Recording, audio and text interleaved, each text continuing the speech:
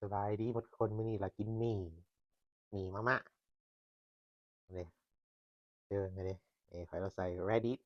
พัก Reddit นี่พักกันดูเลย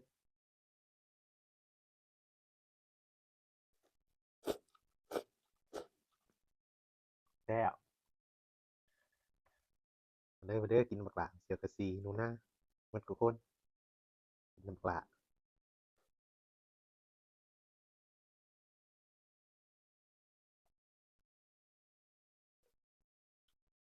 หมูแดง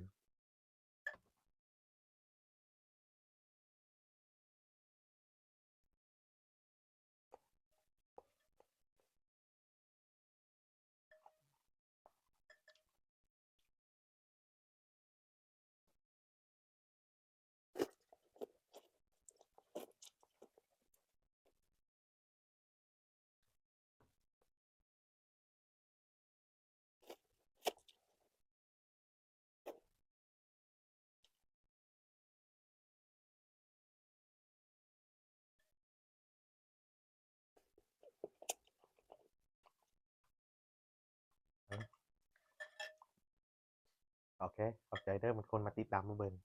Thank you to everyone watch our channel subscribe we appreciate you very much okay bye